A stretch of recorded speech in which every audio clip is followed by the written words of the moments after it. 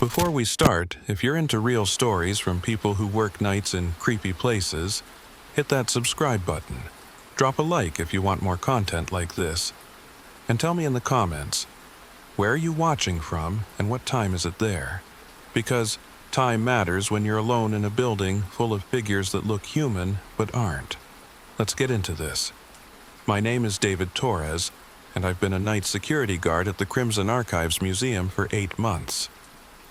It's a small, private museum in downtown Boston, specializing in what they call criminal history and forensic anthropology.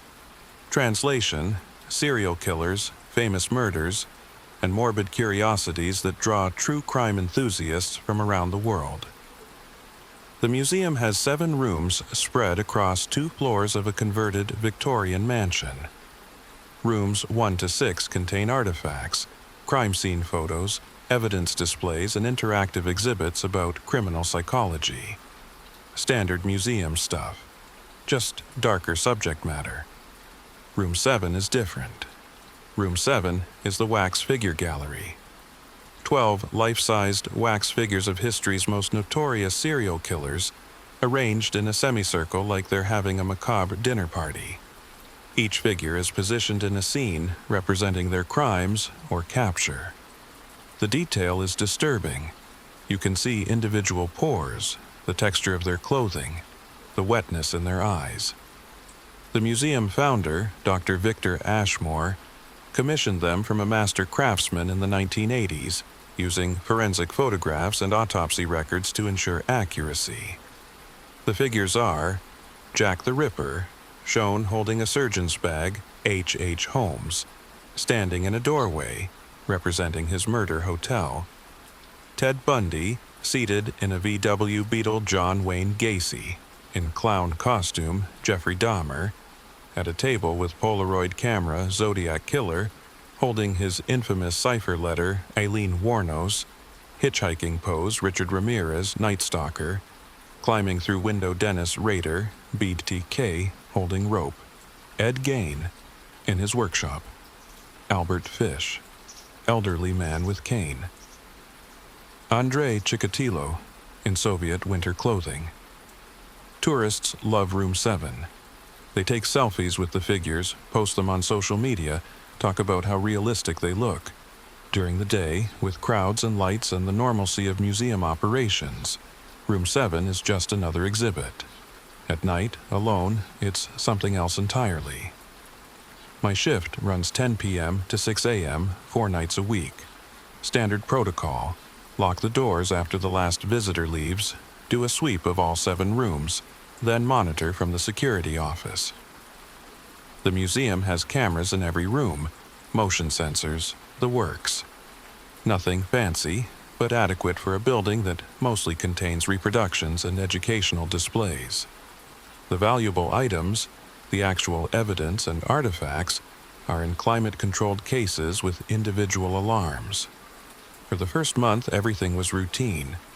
I'd do my rounds, check the monitors, read a book, or watch shows on my phone. Quiet nights. Easy money. Then I started noticing the figures. It began with Ted Bundy. During my 2 a.m. rounds in the second month, I walked through Room 7 with my flashlight. All 12 figures exactly where they should be. Bundy, seated in the VW Beetle replica, hands on the steering wheel, head turned slightly toward the passenger seat. Same position as always. At 4 a.m., I did another round. Walked through Room 7. Bundy's head was facing forward now, looking straight ahead through the windshield. I stopped, stared at the figure. It looked exactly the same waxy skin, same fixed expression, but the head position was different. I was certain of it. I checked the security footage when I got back to the office, pulled up Room 7 camera, watched the recording from 2 a.m. to 4 a.m. Nothing. The figure never moved. Just sat there, static, unchanged for 2 hours. But when I compared the 2 a.m. footage to the 4 a.m. footage, the head angle was different. Somehow, between my rounds, without appearing to move on camera, the figure had changed position. I told myself I was tired. Night shift messes with your perception. I'd probably remembered the position wrong the first time.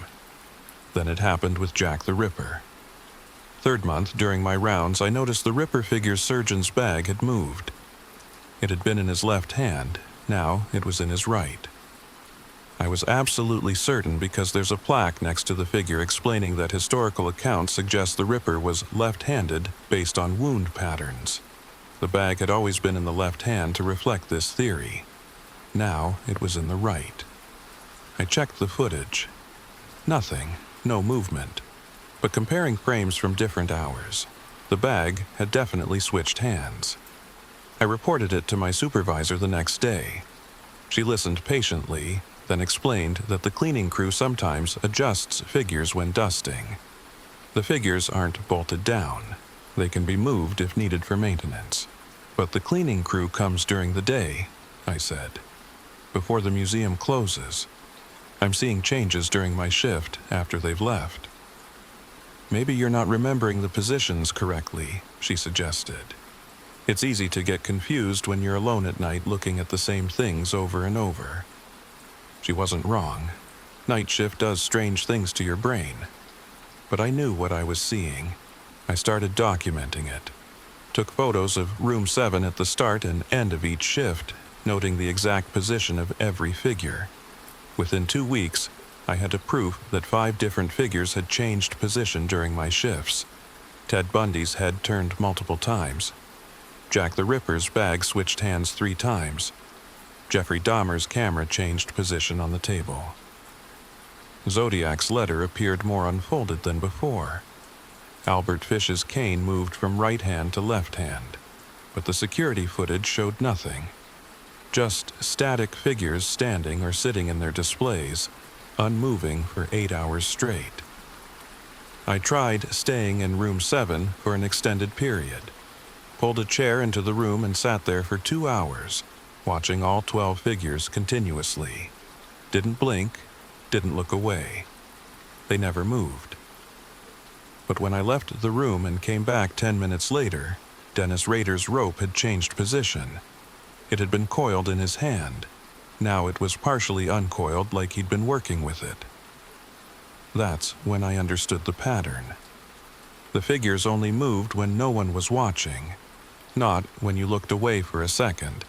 They needed complete privacy, needed the room empty, the door closed, no eyes on them at all. They moved in the gaps. I started testing this. Would set up my phone to record while I left the room for exactly 5 minutes. The phone footage would show nothing, figures perfectly still. But when I returned, something would have changed. It was like they knew where the cameras were, knew where I was looking, moved only in the blind spots of observation. 4th month. I decided to research the figures themselves, not the historical killers they represented, but the actual wax figures, where they came from, who made them, how they ended up at the Crimson Archives. Dr. Victor Ashmore founded the museum in 1985, shortly after retiring from a career in forensic psychology. He'd worked with law enforcement profiling serial killers, had interviewed several of them in prison. He became obsessed with understanding their psychology, their motivations. When he retired, he used his wealth to create the museum.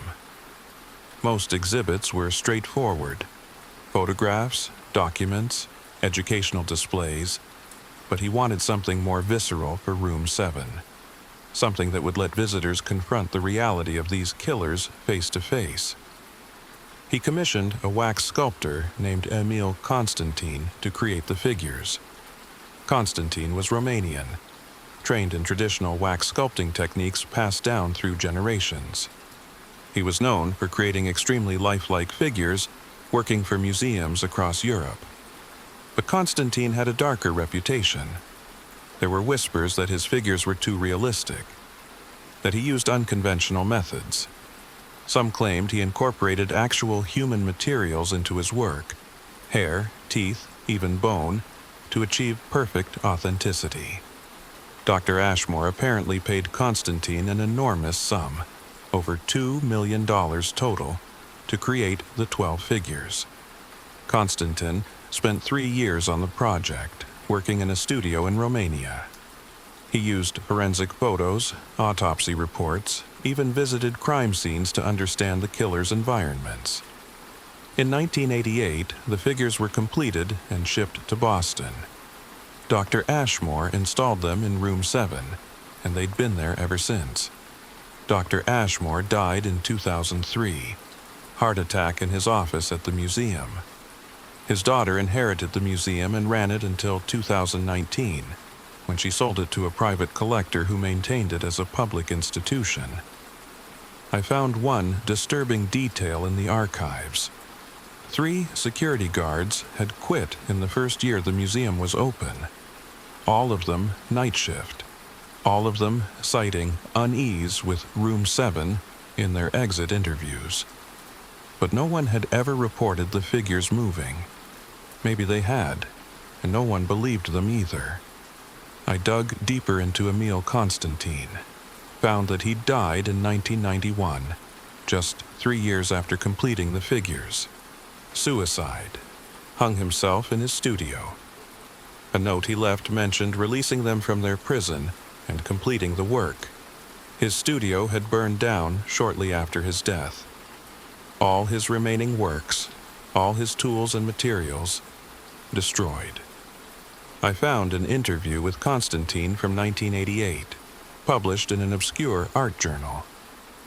The interviewer asked about his technique for the serial killer figures. To capture a person truly, you must understand what animated them. Their essence, their drive, the force that made them who they were. For normal people, this is simple: hopes, dreams, love. But for killers, their animation comes from something darker: hunger, compulsion, the need to kill. And you capture this in wax, in a manner.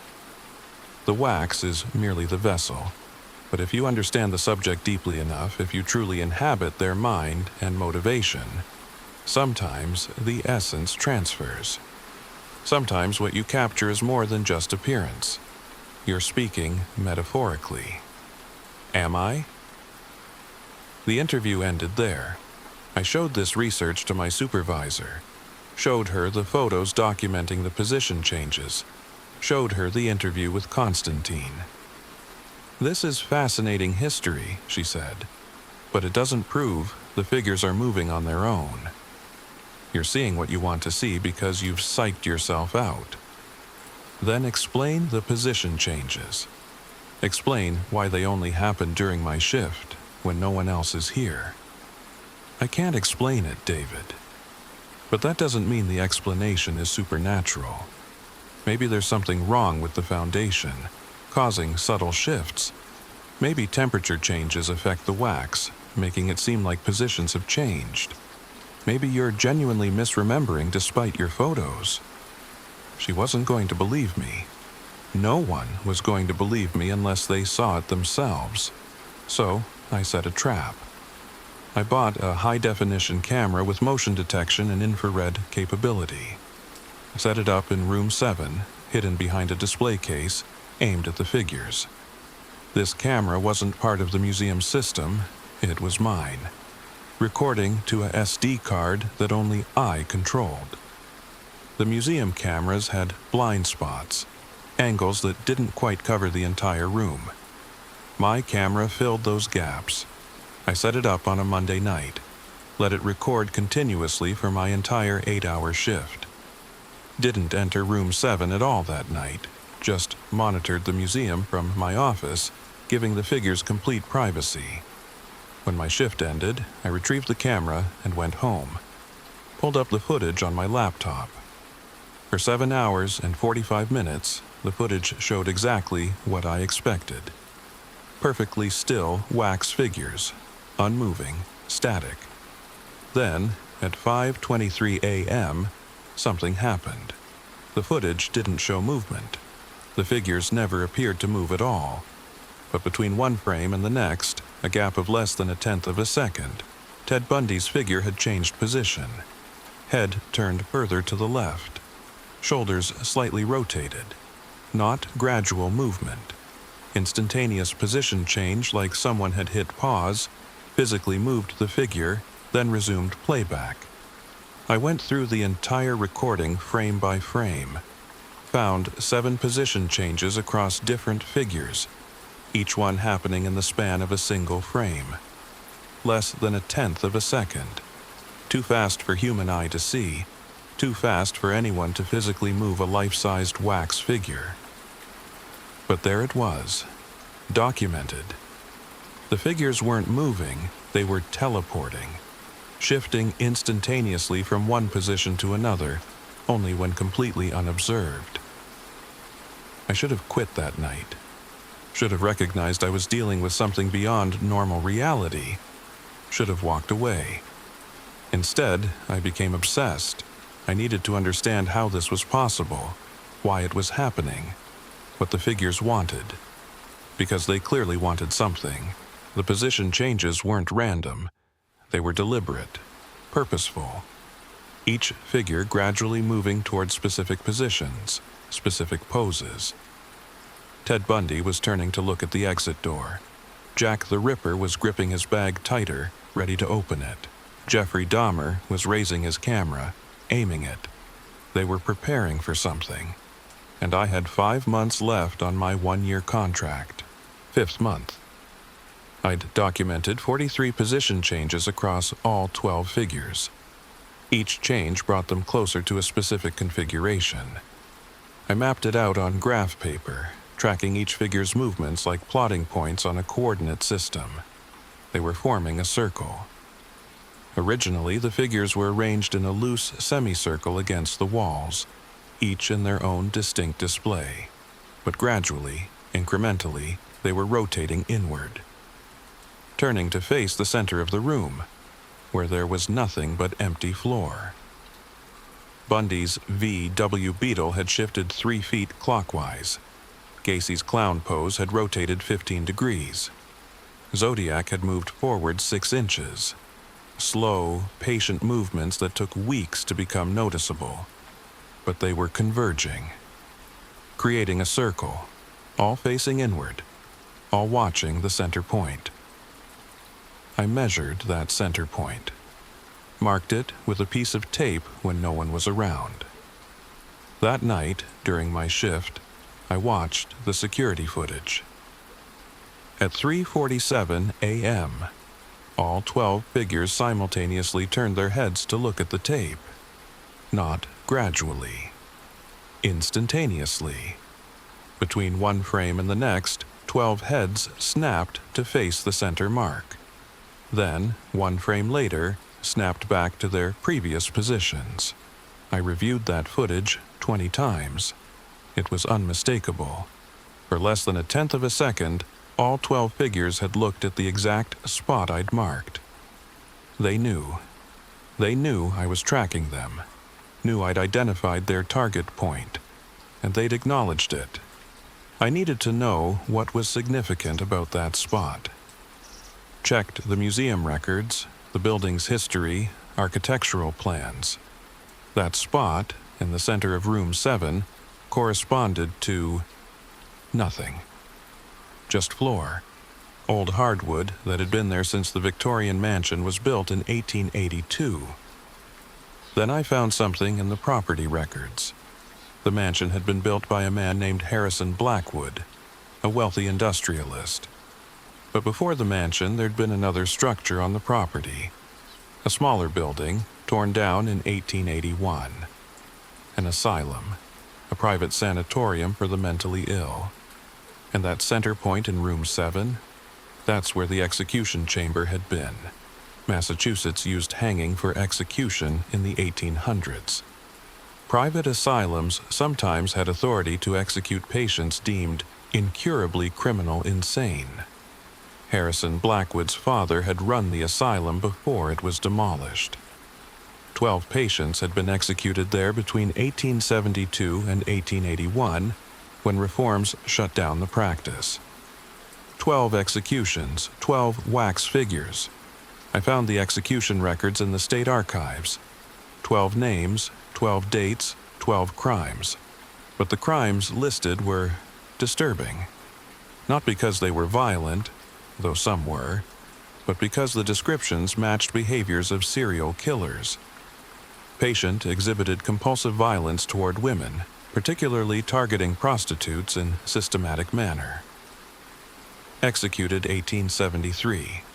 Patient confessed to constructing elaborate torture chamber, claiming victims in the dozens. Executed 1875. Patient demonstrated predatory behavior toward children, maintained detailed records of intended victims. Executed 1879.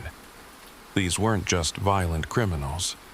These were serial killers, a century before the term existed. People with the same psychological profiles as the killers represented by the wax figures. And they'd all been executed in the same spot where the figures were now converging. I showed this research to Dr. Emmy Rose, one of the museum's forensic psychology consultants. She came in during day hours, so she'd never experienced the figures at night. But she was fascinated by the historical connection. "You're suggesting some kind of residual haunting?" she asked. "That the executed patient's presence somehow affects the wax figures?"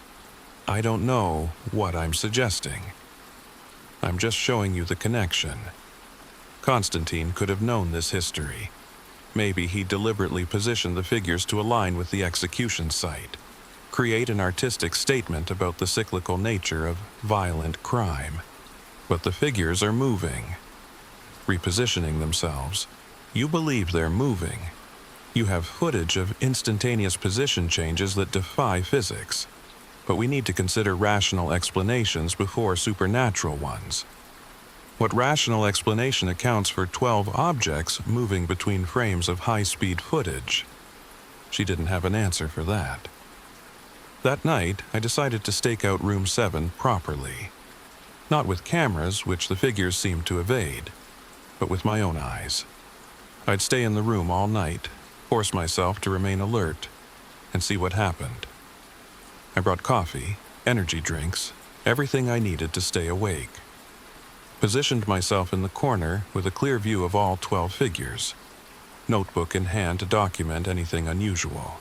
11 p.m. All figures in their current positions. Bundy facing slightly left. Ripper with bag in right hand. Dahmer's camera on table. Everything as I'd last documented it. Midnight. No changes. Figures perfectly still. I blinked regularly, looked away occasionally to rest my eyes. Nothing moved. 1 a.m. My eyes were tired, but I kept watching. Gacy's clown smile seemed wider, but that was probably my imagination. 2 a.m. I'd been staring at the figures for 3 hours. They looked less like wax and more like people now. My brain was filling in micro-expressions, tiny movements that weren't there. Pareidolia, common phenomenon when staring at faces for extended periods. 3 a.m. I could hear them breathing. Impossible, obviously. Wax doesn't breathe. But I swore I could hear 12 sets of slow, patient breaths, in perfect synchronization. 3:30 a.m. The temperature had dropped. I could see my breath. The museum's heating system wasn't great, but this was unusual. The thermometer on the wall read 52 degrees Fahrenheit. Too cold. 3:45 a.m. I was fighting to stay alert. The cold, the quiet, the exhaustion of focusing so intensely, it was overwhelming. My eyes kept trying to close. 3:47 a.m. I blinked, just once, a normal blink, maybe half a second with my eyes closed. When I opened them, all 12 figures had moved. Not repositioned, moved forward. Every single one was 2 feet closer to the center of the room than they'd been before my blink, as if they'd all taken a synchronized step toward the execution point while my eyes were closed. I jumped up, heart hammering. Looked at each figure individually. They were all perfectly still now, frozen in their new positions. but they were definitely closer. The circle was tightening. I grabbed my camera, took photos, documented everything. Then I ran to the security office and reviewed the footage.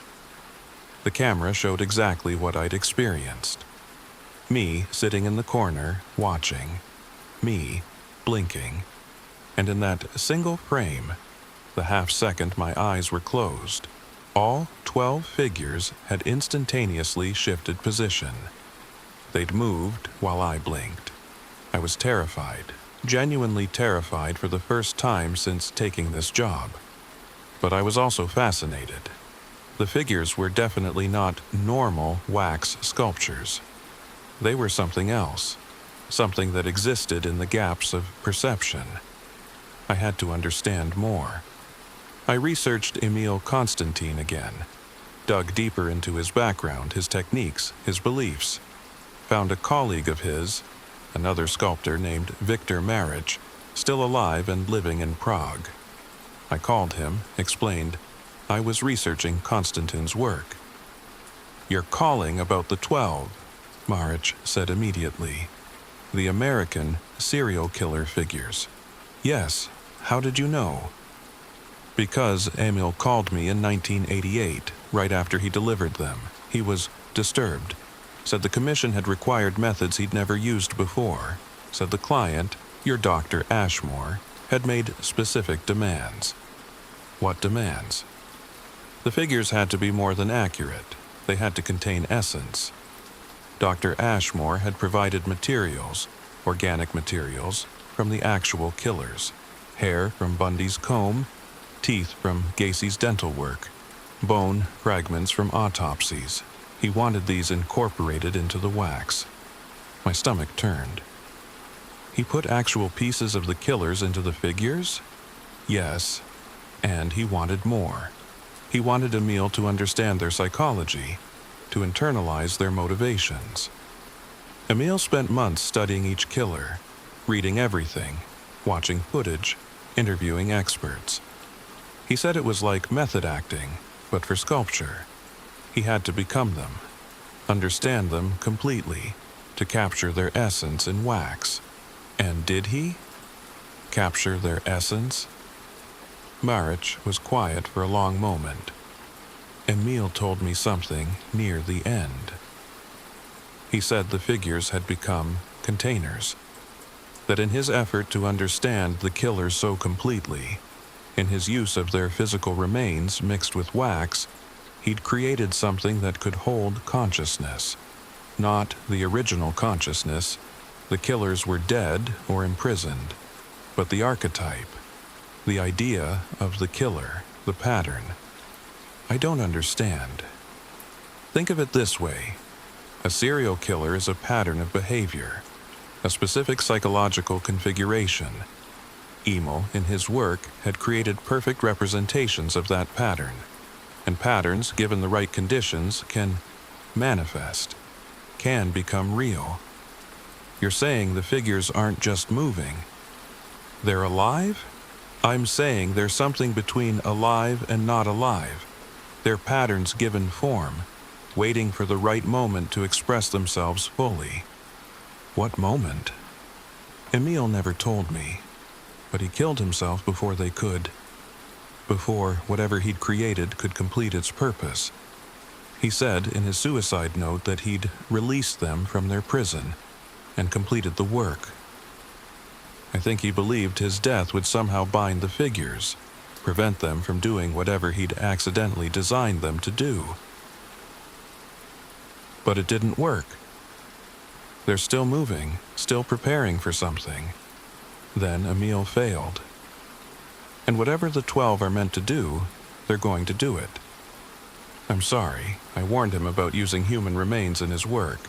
But he was desperate to create something unprecedented, and your Dr. Ashmore was paying enough to bankrupt a small country. Some prices are too high, even for art. I thanked him and hung up. My hands were shaking. The figures contained pieces of actual serial killers. And Konstantin had essentially performed an occult ritual, whether intentionally or not, binding the psychological patterns of 12 killers into wax forms. Forms that were now slowly positioning themselves around a spot where 12 other killers had been executed a century ago.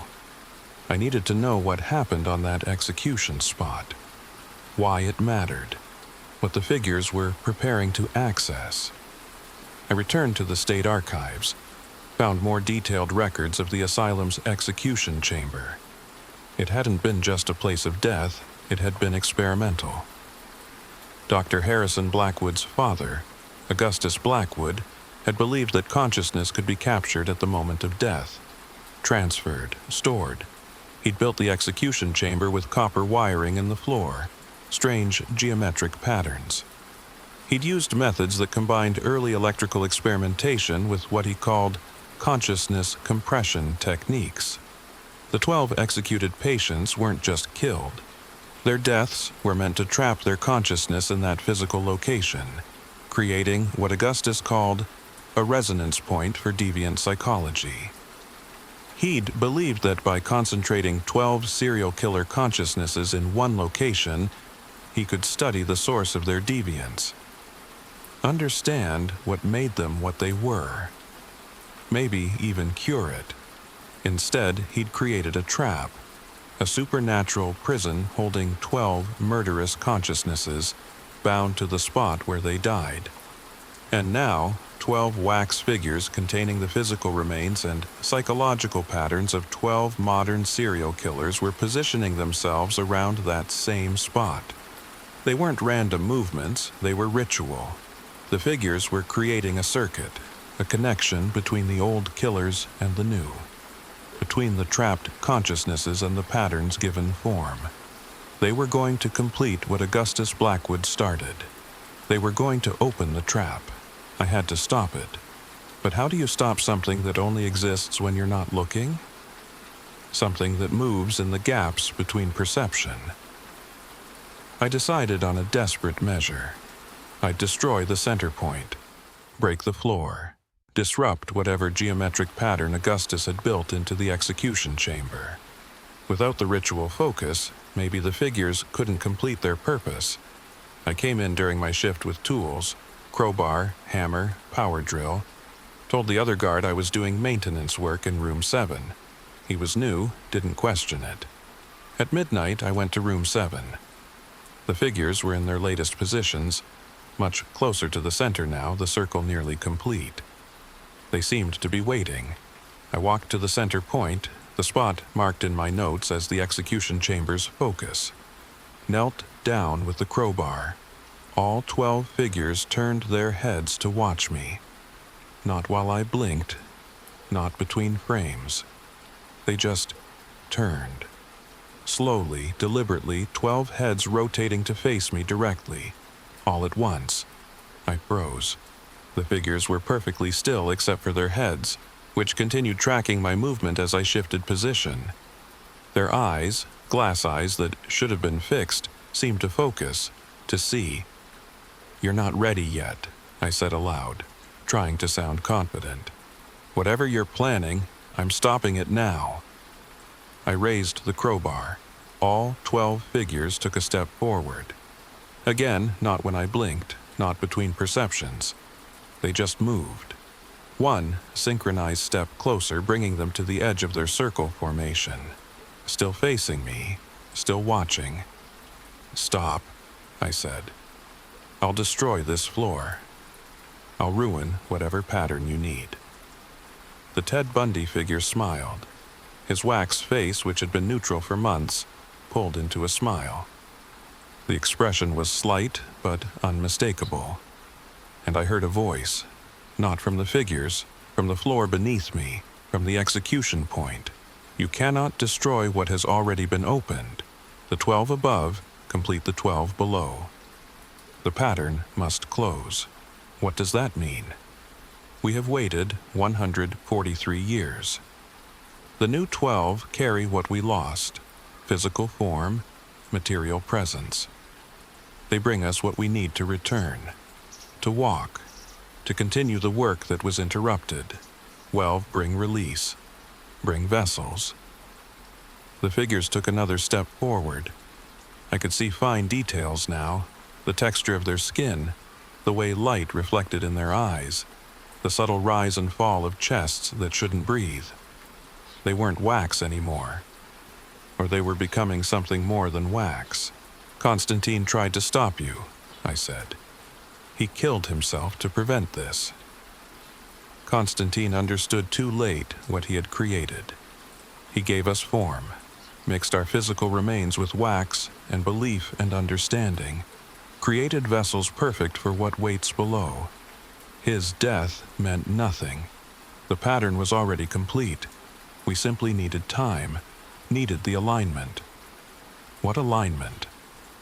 Tonight, the anniversary of our final execution, 143 years ago. When the last of us was killed, Augustus believed he'd completed his trap, but he'd created a door. It only needed the right key, 12 vessels positioned correctly on the anniversary of our binding. I looked at my watch, 3:32 a.m. 15 minutes until 3:47, 15 minutes until the anniversary moment. What happens at 3:47? The trap opens, the pattern completes. 12 above merge with 12 below. And what walks out of this room will be neither wax nor spirit, but something that can kill again. Something that has been refined by 143 years of compressed waiting. Something perfected. The figures took another step. They were almost at the center now, almost completing their circle around me, around the execution point. I had 15 minutes to figure out how to stop them, or 13 minutes to run. 3:33 a.m. 14 minutes left. I backed away from the center point toward the door. The 12 figures watched me move but didn't follow. They maintained their positions, forming the circle, waiting for the appointed time. My mind raced. I couldn't destroy the floor. That would just expose the execution chamber more fully, potentially accelerate whatever was happening. I couldn't move the figures. They'd just reposition themselves the moment I looked away. I couldn't stop 3:47 a.m. from arriving. But maybe I could disrupt the pattern. Augustus Blackwood had trapped 12 consciousnesses by executing them in a specific configuration, with his copper wiring and geometric patterns. The current figures needed to align precisely with that original pattern to complete the circuit, to open the trap. What if I changed the alignment? Not by moving the figures, but by changing what they were aligned with. I ran to the security office, pulled up the building's electrical schematics. The museum had been rewired multiple times over the years, but the original Victorian-era copper wiring was still in place beneath the modern system, integrated into the foundation. That wiring ran through room 7 following a specific pattern, a 12-point star with the execution chamber at its center. Each point of the star corresponded to where Augustus had positioned his patients during their executions. If I could disrupt the wiring, break the circuit, maybe the alignment wouldn't work. I grabbed the emergency toolkit from the security office, wire cutters, electrical tester, flashlight, ran back to room 7. 3:37 a.m. 10 minutes. The figures had completed their circle now, 12 points around the center perfectly positioned. But they weren't standing. They'd all knelt, heads bowed, hands positioned in specific gestures, like supplicants, or circuit components. I crawled under the display cases, finding where the old copper wiring emerged from the floor. There, a junction box behind Ed Gein's workshop display. I pried it open. Inside, ancient copper wires twisted in a complex pattern.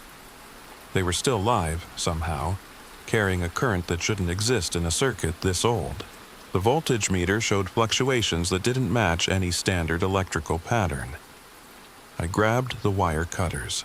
"You cannot break what has already joined," the voice from below said. "The circuit lives in more than copper. It lives in belief, in pattern, in the eternal nature of what we are." "Maybe," I said, "but it's worth trying."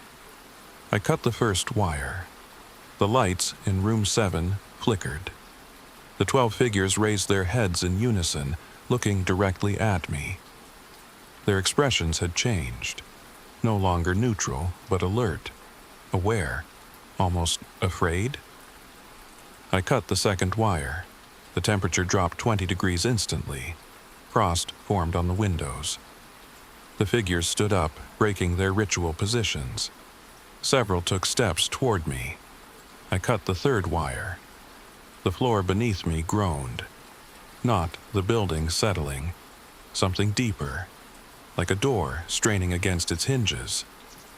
The execution point in the center of the room began to glow faintly, a phosphorescent green light rising from between the floorboards. The 12 figures moved toward the center, no longer positioning themselves carefully, but rushing. They needed to complete the pattern before I severed too many connections. I cut the fourth wire. One of the figures collapsed. The Albert Fishwax sculpture crumpled to the ground, becoming truly inanimate. Just wax and clothes, no longer animated by whatever force had been moving them. "You are breaking both circuits," the voice said, now sounding pained. "Breaking ours and theirs. If you continue, you will trap us differently. Trap us in them incomplete, neither merged nor separate. Frozen between." "Good," I said, and cut the fifth wire. 3 more figures collapsed. Gacy, Ramirez, and Warnos. The remaining 8 continued toward the center, moving faster now, desperate. Ted Bundy's figure reached the center point first. He knelt, placed his hands on the glowing floorboards. For a moment, I saw something, a double image. The wax figure, and beneath it, through it, a translucent form. A Victorian-era man in execution clothes overlapping with Bundy's position. They were beginning to merge. I cut the 6th wire. The building shook. Not an earthquake. Something else. A fundamental instability, like reality was rejecting what was happening. The remaining figures stumbled, their movements becoming erratic. 3:42 a.m. 5 minutes left. I cut wires 7, 8, and 9 in rapid succession. Half the figures collapsed. Only 6 remained animated. Bundy, Dahmer, Ripper, Zodiac, Raider, and Chikatilo. They formed a partial circle around the center point, which was now glowing brighter, cracks spreading across the floorboards as something beneath pushed upward. "Stop!" The voice was fractured now, coming from multiple sources. "You're creating something worse, something incomplete. The pattern must close or open, but not fragment." "Then let it fragment," I said. I reached for the 10th wire. Ted Bundy's figure grabbed my wrist. Not teleported, not instant movement. He actually walked over and grabbed me. His grip was solid, real, human temperature. His face, inches from mine, showed emotion now. Desperation, anger, intelligence. "We need this," he said. His voice was Bundy's voice, exactly as I'd heard it in documentaries. "We need completion. You don't understand what it's like to be trapped, to be patterned without purpose, to exist in the gaps between existence and non-existence. I don't care what you need," I said, pulling back. But his grip was impossibly strong. "We will continue forever without this," he said. "Moving in the gaps, shifting between frames, never fully real, but never truly gone. Is that mercy? Condemning us to eternal incompleteness?" "You're not them," I said. "You're not the real killers. You're copies, patterns, echoes. Does that make our suffering less real? We have their memories, their drives, their consciousness. We are them in every way that matters, and we're trapped in wax, able to move only when unwatched, unable to speak or act or fulfill our nature." That's hell. The other 5 figures had stopped moving toward the center. They stood still, watching this exchange. Waiting 3:44 a.m. 3 minutes. If I let this complete, I said, what walks out of this room? Something that can finish what was started. The patterns that Augustus tried to capture, perfected by a century of compression and refinement, given form by Konstantin's vessels, will be 12 killers, yes, but also 12 lessons in understanding violence, 12 case studies walking and talking and demonstrating what you've tried so hard to comprehend. Demonstrating by killing people. Perhaps, or perhaps we become something else. Augustus believed consciousness could be cured. Maybe he was right. Maybe given completion, given true form rather than fragmentary existence, we become something that can finally stop, finally rest. I looked at the center point. The glow was brighter now, and I could see faces in it. 12 translucent forms pushing up from below. The original 12 trying to break through. You're lying, I said. You don't want rest.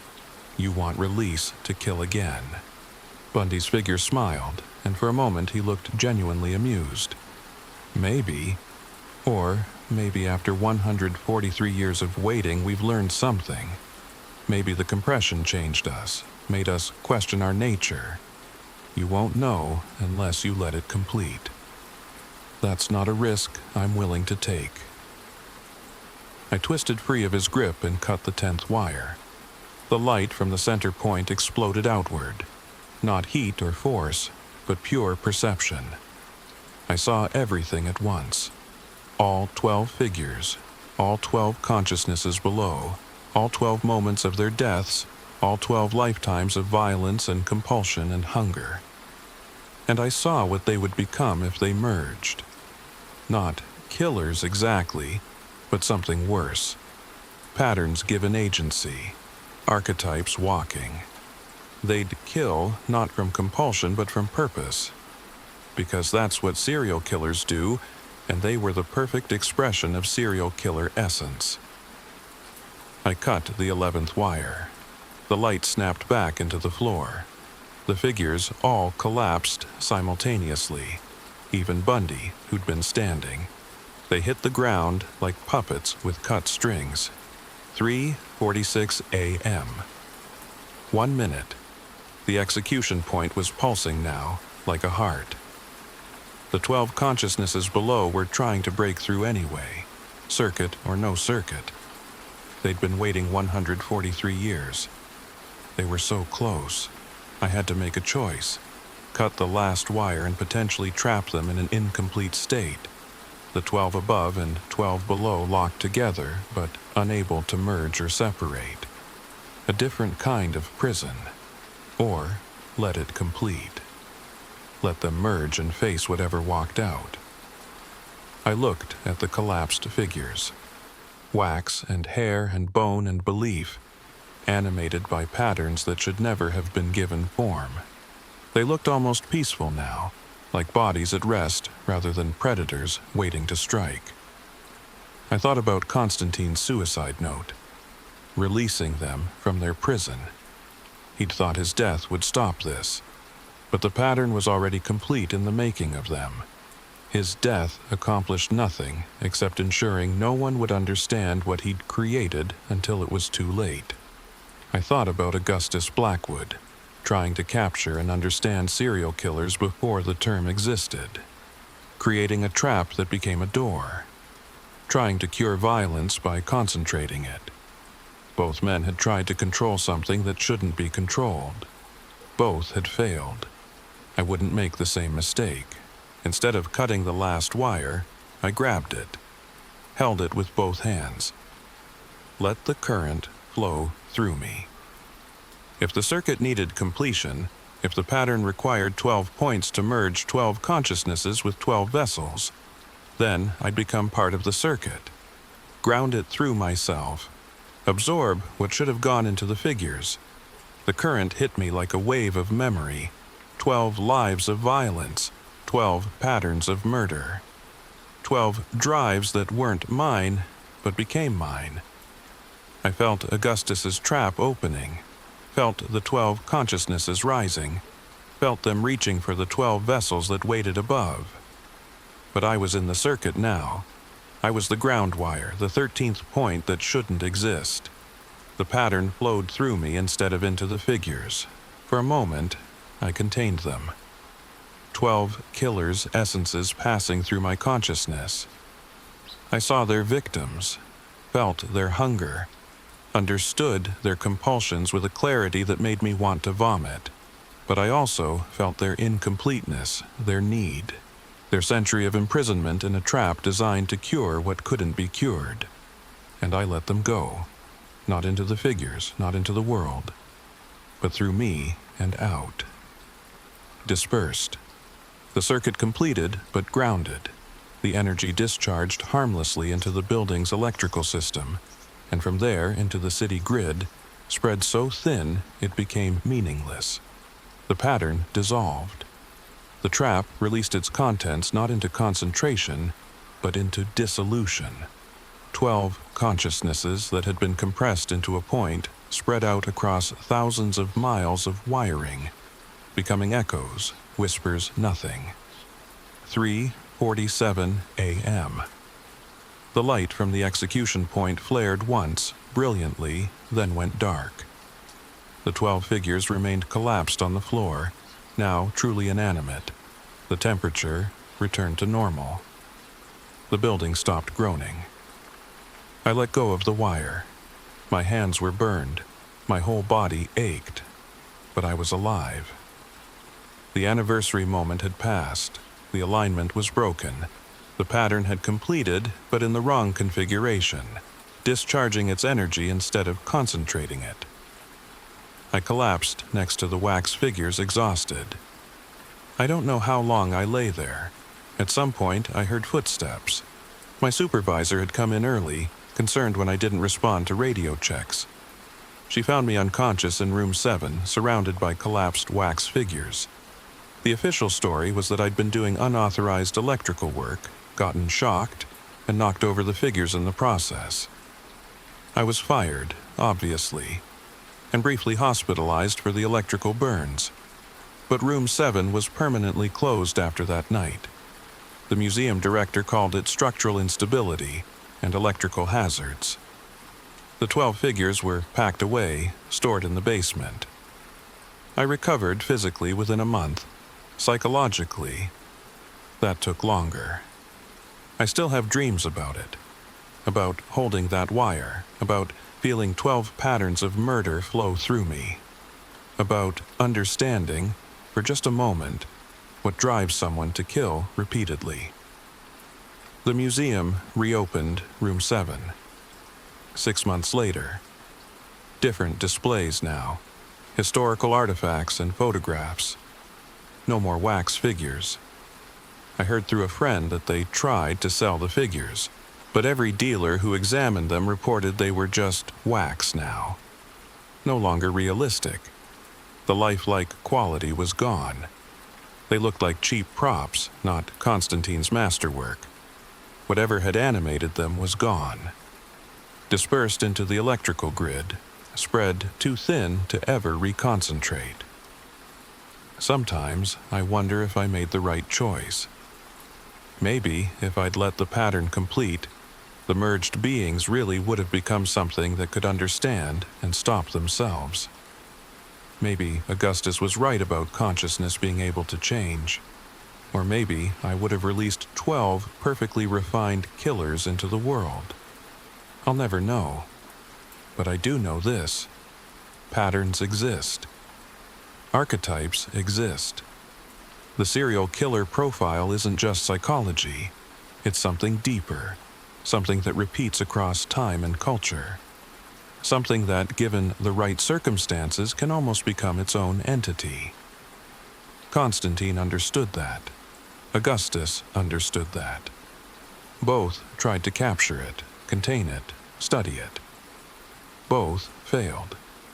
I chose to disperse it instead, break the pattern rather than perfect it. Was that the right choice? I honestly don't know. But I know I can't work security anymore. Can't spend nights alone in buildings where things might move when I'm not looking, where patterns might gather. I work days now, retail, boring, normal, surrounded by people. And I never visit museums, especially not ones with wax figures, because sometimes, late at night, I still feel them.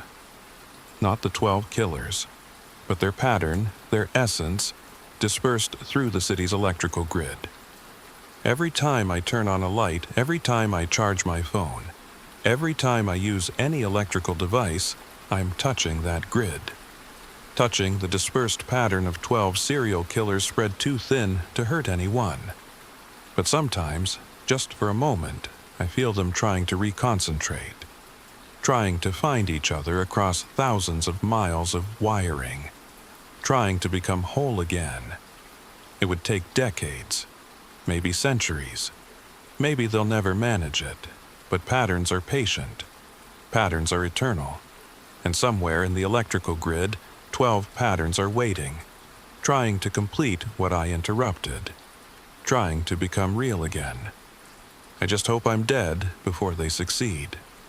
The Crimson Archives Museum closed permanently in 2024, citing declining attendance and maintenance costs. The building was sold to a developer who planned to convert it back into residential apartments. During renovation, workers discovered something odd in the basement. 12 wax figures stored in crates. The developer tried to sell them as antiques. No one would buy them. The figures looked wrong, the dealer said. Not quite right. Like they were caught between expressions, between poses, like they were waiting for something. The developer eventually just left them in the basement of the newly converted building. Told the first residents they were architectural features that came with the property. Those residents reported strange things, electrical issues, devices turning on by themselves, the feeling of being watched. They moved out after 3 months. The apartments stay empty now. No one stays long. And in the basement, 12 wax figures stand in the dark, slowly, imperceptibly, moving toward a configuration, toward a pattern. It's taking longer this time. Without the anniversary, without the execution point, without the ritual precision. But patterns are patient, and in the electrical wiring of that building, in the grid that spreads across the city, 12 dispersed essences are slowly finding their way back. Back to the vessels that were made for them. Back to the pattern that was interrupted. Back to completion. They say the building has a 100% turnover rate for residents. No one stays more than 6 months, and every tenant reports the same thing. Sometimes, late at night, they hear footsteps in the basement. 12 sets of footsteps, moving in perfect synchronization, getting closer.